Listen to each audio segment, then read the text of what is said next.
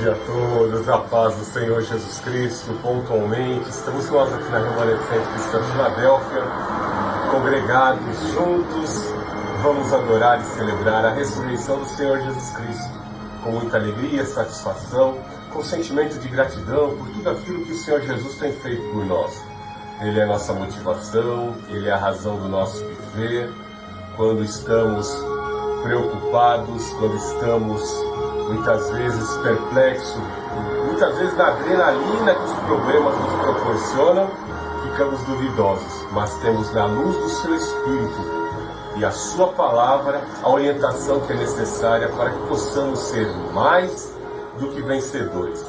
Glorificado seja o Senhor Jesus, Ele ressuscitou dentre os mortos e por isso a Remanescente Cristã Filadélfia está feliz. Amém. Bom dia, Messias, a paz do Senhor Jesus. Vamos abrir nossas Bíblias em Apocalipse, capítulo 3, verso 7. Escreve ao anjo da igreja em Filadélfia: assim diz aquele que é santo e verdadeiro, o que tem a chave de Davi, o que abre ninguém pode fechar, e o que fecha ninguém pode abrir. Conheço tuas obras, tenho posto diante de ti uma porta aberta, que ninguém pode fechar. Tens pouca força, mas guardaste a minha palavra e não negaste o meu nome. Farei aos da sinagoga de Satanás, aos que se dizem judeus e não são, mas mentem.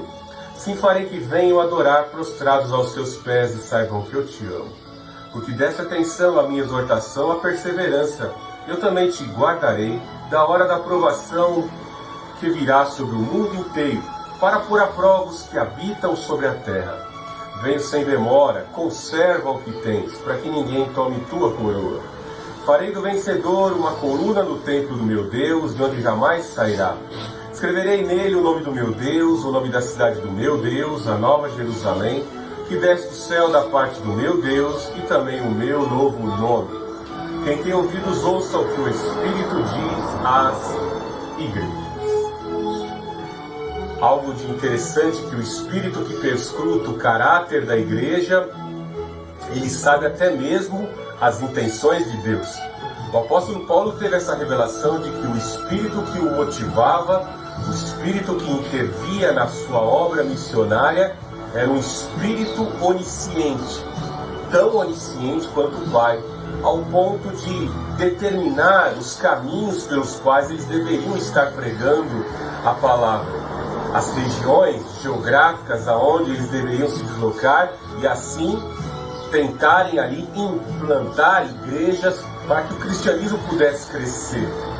Devemos estar cientes de que todas as obras que nós assim temos que fazer e realizar nesse mundo, até mesmo no evangelismo, até mesmo na caridade, quando fazemos qualquer ato filantrópico, tudo isso deve glorificar o nome do Senhor Jesus Cristo.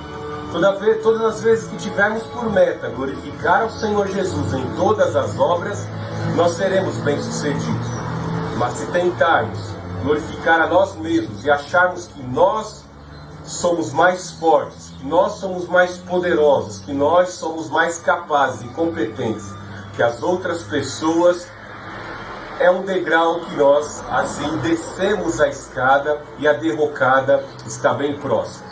Então é muito importante nós fazermos tudo para glorificar a Cristo. O Evangelho que o Senhor, assim, insere pelos nossos ouvidos é um só. O que nós vemos nos dias de hoje é uma subjetividade infinita, onde quem tem mente e boca pensa e fala o que quer. E muitas vezes, como num telefone sem fio, naquela brincadeira do telefone sem fio, quando nós vamos perguntar o que foi que você ouviu daquela 15ª pessoa que passou a informação e foi passando ao 14º, ao 13º, ao 12º, que informação que você ouviu? Às vezes nós vamos chegar naquela última pessoa que ouviu uma mensagem deformada.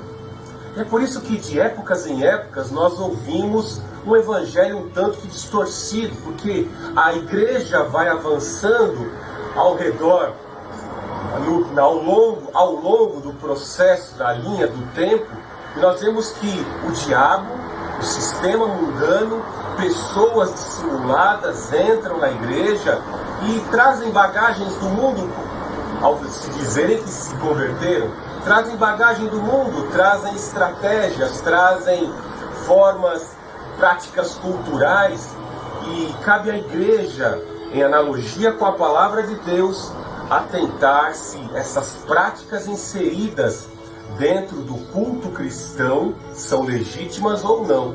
Hoje, a moda aqui no Brasil, principalmente no meio neopentecostal, são as igrejas pintadas de preta. Eles usam estratégias aí da cromoterapia para poder, de certa forma, trazer mais jovens, e automaticamente, quando nós que somos pentecostais reformados, nós olhamos para tudo isso e vemos que a igreja está assumindo uma nova configuração, porque a igreja parece que vai deixando de ser casa de adoração e se tornando casa de entretenimento. E igreja não é local de entretenimento. Igreja, o templo construído, é um local de reunião, onde ocorrem as convenções para que o nome do Senhor Jesus, o Deus Trino, seja assim adorado e venerado. Então, igreja, entre nós que somos o povo de Deus, praticamente todos nós somos um fragmento de igreja, um servo do Senhor, alguém que foi tirado do curso desse mundo para testemunharmos. Dois reunidos glorificando ao Senhor Jesus Cristo já representam a igreja. Vemos a igreja na janela 1040, onde existe uma intensa perseguição do Islã, a igreja clandestina, que cultuar na clandestinidade. Se alguém for pego em certas ditaduras islâmicas com a Bíblia debaixo do braço, será apedrejado, será morto. O único livro venerado na janela 1040 é o Corão. Então vemos que conforme a igreja vai avançando na linha do tempo, vão sendo infiltradas algumas culturas, algumas práticas. Vemos hoje alguns pastores que trazem a bagagem das técnicas de crescimento da Toyota, do toyotismo, inserem dentro da igreja. Eu conheço um pastor, que eu não vou citar, que talvez ele nos assista aí, ele disse que inseriu o 5S, que é uma prática da igreja Toyota, uma prática das empresas Toyota, dentro da sua igreja, como forma de organização. Se isso é legítimo ou não, o Senhor julgará. Uma coisa é bem certa, tanto o socialismo como o capitalismo, quando são de certa forma implantados e organizados, podem pender para a opressão de quem vivencia. Quem trabalha dentro de uma empresa de normas rígidas sabe muito bem como a organização explora a cobrança de metas e causa distúrbios emocionais na vida da pessoa. Basta se olhar para a Venezuela e algumas nações onde tem ditadura islâmica e a gente sabe que foi instalado ali um Big Brother, onde o Estado controla tudo. Será que Deus faz isso com a humanidade? É muito comum vermos que as pessoas às vezes gostam de acusar que Deus é um ditador fascista, que fica ali a todo tempo com o seu olho, olhando e mandando as pessoas para o inferno. Eu acho que não. É mais comum os homens serem ditadores do que o próprio Deus. Se o nosso Deus fosse verdadeiramente um ditador, acho que você não estaria nem ouvindo essa mensagem, porque ele tem todo o poder. E ele, na sua longanimidade, espera que você se converta.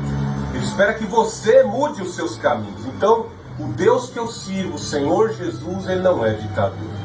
Então, nós temos que estar muito atentos com essas culturas infiltradas dentro da igreja e, à luz das Sagradas Escrituras, analisarmos se verdadeiramente é legítima ou não dentro das Escrituras.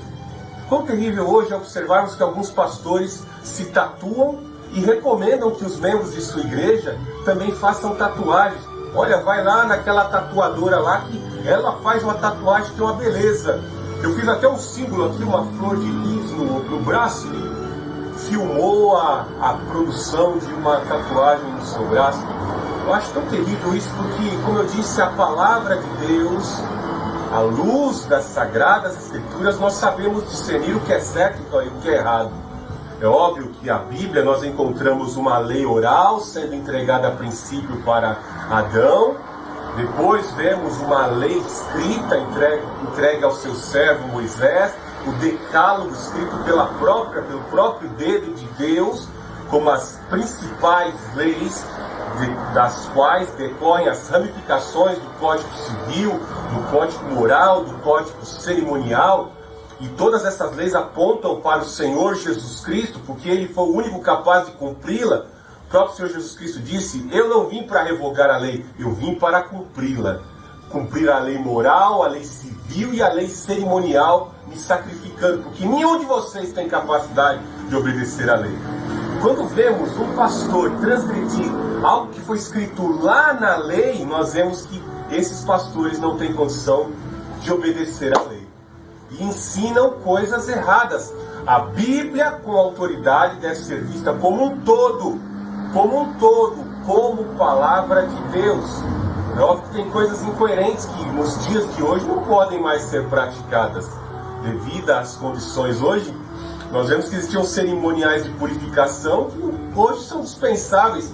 Hoje nós vemos os avanços que são conquistados na indústria química, na indústria farmacêutica, que dispensam certos cerimoniais. Você está com dor de cabeça, toma uma aspirina, ou toma lá uma Novalgina, um outro medicamento, e você vai sarar dentro de alguns minutos.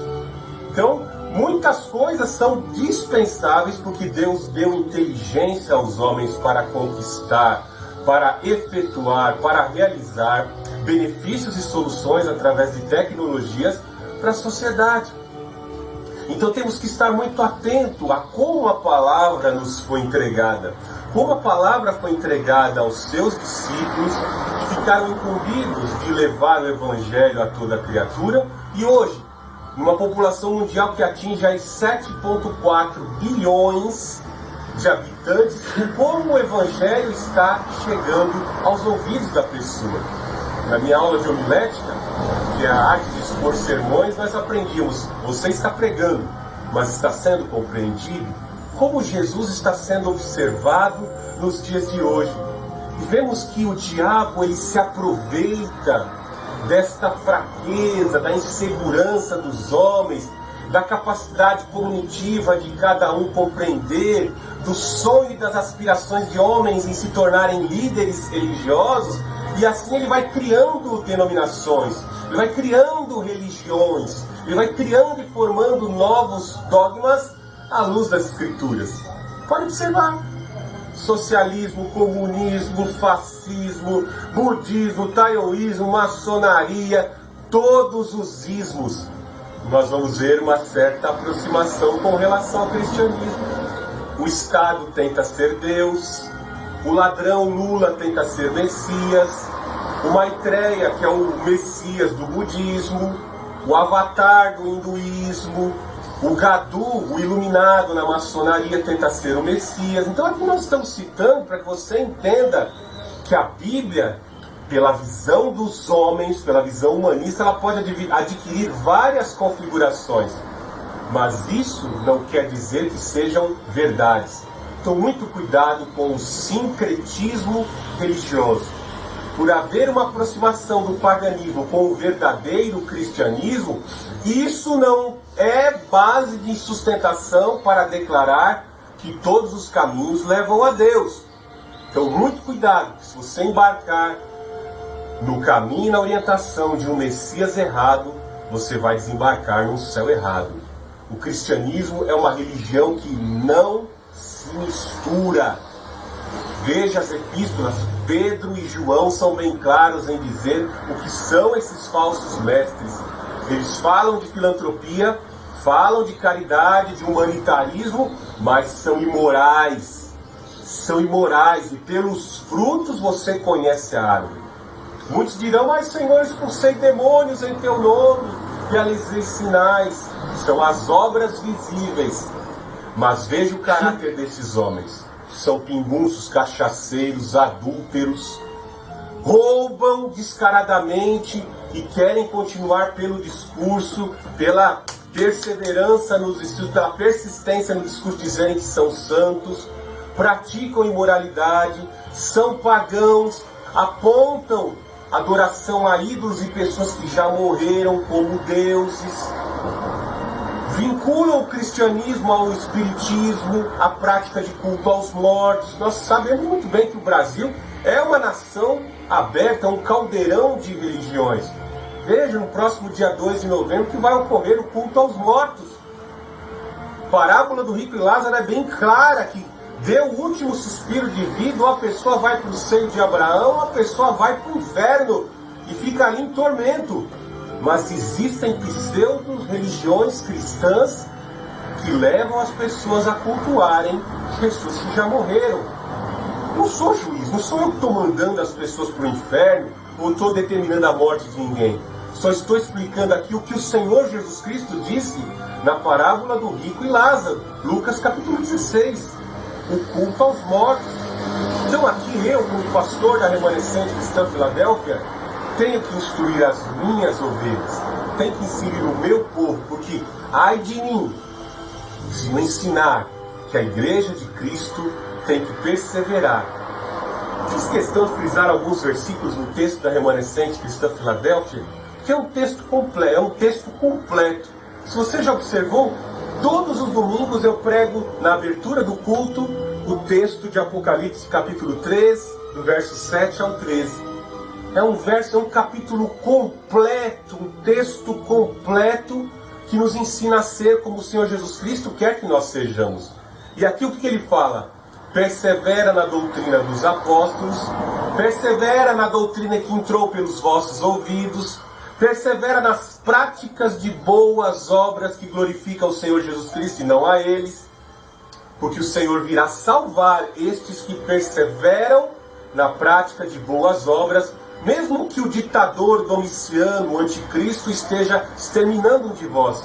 Confessa que eu sou o Senhor até a hora da morte. É isso que o Senhor Jesus Cristo pede para a sua igreja. E diante desta indagação, confessar o nome do Senhor Jesus, se possível for, até na hora da morte, com a espada entrando pelo pescoço, você está preparado? A igreja foi perseguida, trucidada, seus bens foram espoliados.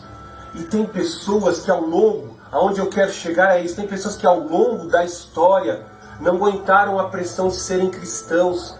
A cultura mundana foi sendo implantada, os escândalos começaram a surgir, o dinheiro, a corrupção, a ganância, o espírito imperialista assumiu a consciência dos líderes e de repente os líderes estavam contaminados, oprimindo como nas fábricas ou como nos sistemas ditatoriais esquerdistas, dominando as pessoas. E isso levou muitas pessoas a enfraquecerem na fé. Na mensagem de hoje, nós vamos falar sobre isso. O que leva as pessoas, às vezes, a enfraquecerem na fé. O sistema fica tão corrompido, tão contaminado, que as pessoas desestimulam na fé. Tem de bom ânimo, pois este mundo eu venci. Esta é a palavra de Deus para a tua vida nesta manhã. Ele ressuscitou. Os discípulos pensaram, ele morreu, acabou. Os discípulos no caminho de Emaús já estavam tristes. Largamos tudo para seguir esse tal de Jesus. E o cara morreu. E agora? Para muitos acabou o cristianismo, acabou os nazarenos. A seita dos nazarenos acabou. Pois o líder foi crucificado e morto e não pôde nem sequer se salvar. Tudo mentira que ele fazia. O Senhor Jesus ressuscitou. E foi atrás dos 2 discípulos, e foi atrás dos 11, porque um se suicidou, e foi atrás e apareceu para as mulheres, e apareceu para muitos, e derramou do Espírito que faz a nossa boca testificar, que este mesmo Espírito ressuscitou dentre os mortos. E tendo deste Espírito, tendo do Espírito divino sobre as nossas vidas, o próprio Deus em nossas vidas, nós seremos mais que vencedores. Receba essa palavra nesta manhã. Deus Altíssimo, Deus de amor, Deus de poder, eu te amo, eu te adoro. A remanescente cristã Filadélfia celebra a tua presença, celebra o teu amor, celebra o teu poder. Ó Senhor, nós estamos alinhados a ti, porque tu és poderoso, porque tu és Deus de amor, tu és Deus que cuida de nós. Senhor Jesus Cristo, aquece o nosso coração.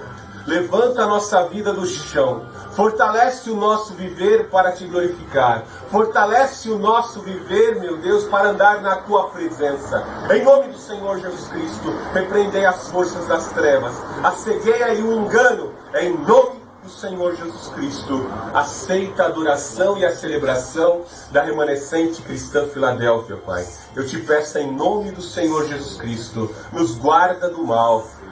Em nome do Senhor Jesus, aceite a nossa adoração e a celebração do Rei dos Reis, o Rei que ressuscitou, nosso Senhor, a quem queremos contemplar face a face. Glórias ao Pai, glórias ao Filho e glórias ao Espírito Santo. Que Deus abençoe grandemente a tua vida nessa manhã. Adore, celebre, exalte ao Senhor Jesus, o nosso Rei. Ele ressuscitou.